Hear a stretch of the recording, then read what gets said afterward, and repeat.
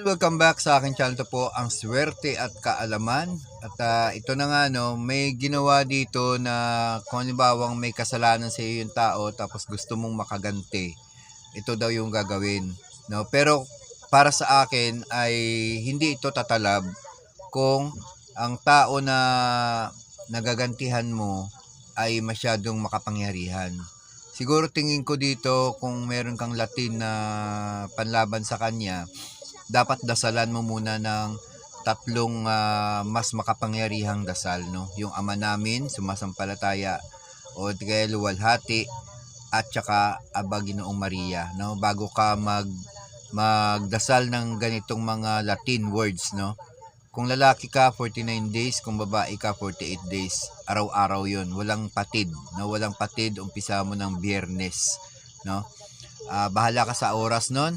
Alas 3, alas 6 ng hapon, alas 9 o alas 12 ng gabi. No? Pwede naman sa umaga din. Mag-umpisa ka ng alas 6, no? Alas 9 hanggang hapon, alas 3. Hindi kasi tatalab talaga yan kung wala kang pondo, no, na dasal sa halimbawa may nagkulam sa iyo o merong nagkarma sa iyo, hindi yan tatalab, no? Kasi kung ikaw ay ordinaryong tao ka lang tapos magbabanggit-banggit ka ng mga Latin na to, walang ano yan, walang silbi, no? Kailangan magpopondo ka ng mga dasal ng kung lalaki 49 days, babae 48 days. Kasi hindi talaga tatalab yan yung mga orasyon lang, yung mga nilalagay sa Facebook, sa Messenger, yung mga sinasabi, binabanggit-banggit diyan. Hindi tatalab yan pagka wala kang pondo, no? Kailangan magpondo ka. Tapos yung sarili mo ay babaguhin mo at hindi mo talaga ina-accept yung mga negatibo. Yun talaga tatalab yan. Yung mga binabanggit ng tao na masasama sa'yo, kung ito ang sasabihin mo at babanggitin mo, yun tatalab yan, no? Yun lang ang tips ko sa inyo, no, mga kaswerte. Ito na, pakinggan natin siya, oh. Magko-comment tayo dito.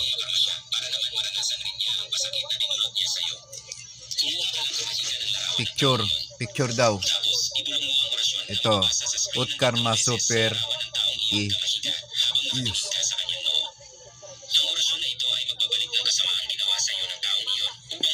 Yun ano, kukuha ka daw ng picture tapos babanggitin mo lang yung orasyon, titignan mo yung noo niya sa may picture, no? Titingnan niya yung noo sa may picture ng tao na yun na may gumawa sa iyo ng masama, no? Yan.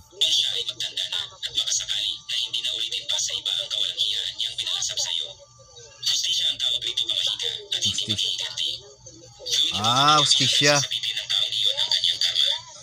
Kumbaga may ginawa sa yung masama, no? Ito yung gagawin mo sa kanya.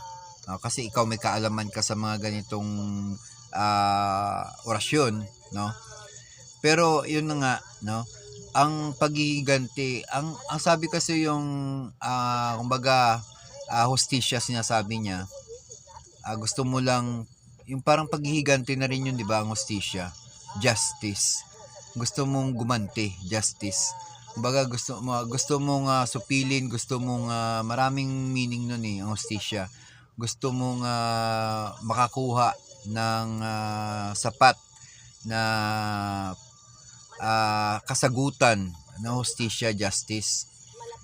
Dapat meron kang pondo, no? May pondo ka, may iyon na nga ang tatlong dasal, yung Ama Namin, Aba Ginoong Maria o luwalhati man diyan. No, tatlo 'yon. 49 days sa lalaki, 48 days sa babae. Kasi kung wala kang pondo, hindi rin yan tatalab. Walang talab yan, no? Kahit anong mga orasyon na gagamitin mo, makikita mo sa Messenger, sa Facebook, sa Reels. Kung walang pondo, hindi yan tatalab, no? Bukod lang kung talaga siguro napakalinis mong tao, napakalinis mo, parang anghel ka. Yun siguro, no? Kasi hindi ka talaga matatabla ng mga karma na yan.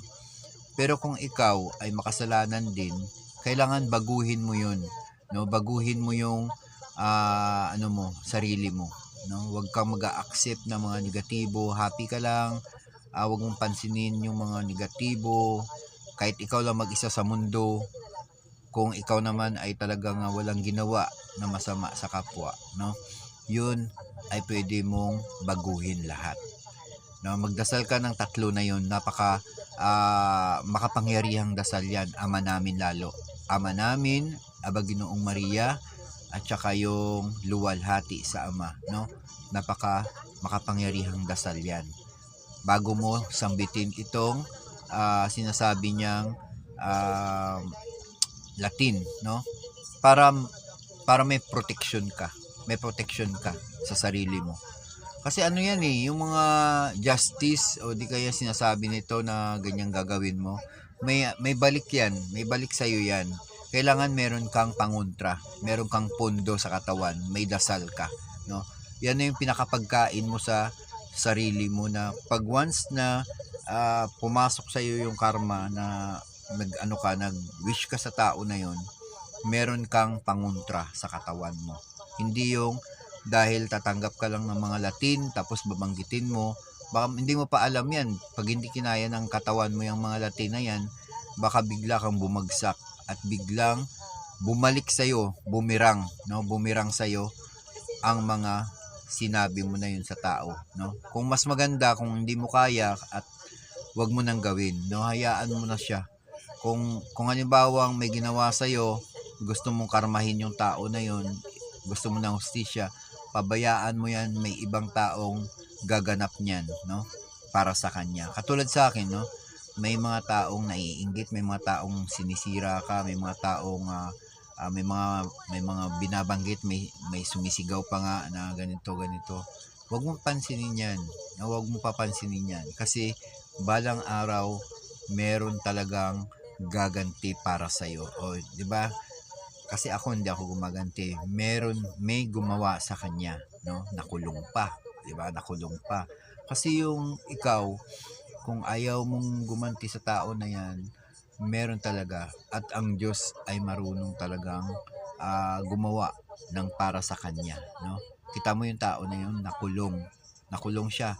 Ngayon takot na siyang gumawa, no? Kasi dati binato yung bahay namin, wala naman kaming kasalanan, no? Dahil lang doon sa internet na ayaw kong kumabit siya kasi nga alam ko baka hindi makabayad, tsaka masama yun, nag-a-addict yun nag-a-addict. Kaya pinabayaan ko. Tamo, no? Nakipag-away sa amin, sinira yung bintana ko. Pero pinabayaan ko lang, no? Sabi ko, hayaan mo na yan, huwag mo na yan. Ibang tao, pinakulong siya. Ilang months din siya nakakulong. Ngayon, medyo nagbago-bago na, takot na, no? Takot na siyang gumawa. Kasi alam niya makukulong siya ulit O, di ba? Yan yung instant karma sa ibang tao nang galing, no? Kaya pinakamaganda, wag mo nang patulan, i-ignore mo na lang para ibang tao na ang gumawa para sa kanya at yun, mabigyan ng solusyon yung problema mo. Yan pinakamaganda, no? Magdasal ka na lang ng tatlo na yun, makapangyarihang dasal yan para ikaw ay ma-secured at mabigyan pa ng tawag dito, tibay sa sarili, no? Magdasal ka nun, sabihin, banggitin mo na lang, dasalin mo muna at araw-araw yan, umpisa ka ng Biyernes, no? At banggitin mo lang na, Lord, ikaw nang bahala sa kanya. Ikaw na ang bahala sa kanya. Ikaw na ang bahala sa kanya, no? Tapos sabay ihip. Yan, ikaw na pong bahala sa kanya. Ganun yun dapat ang gawin mo mga kamaster, kaswerte at kaalaman. Yan ang ating binigay sa inyo ng mga tips sa inyo yan ngayong araw na ito. Please po, i-follow nyo pala ang aking Facebook, One Pass Lupa. Naka 5K followers na po tayo. Maraming salamat po sa inyo. Yan, sa ating Facebook yun One Pass Lupa. Yan, maraming salamat po. At syempre, subscribe my channel. Comment down below kayo. Like and subscribe. Swerte at kaalaman. Yan, maraming salamat.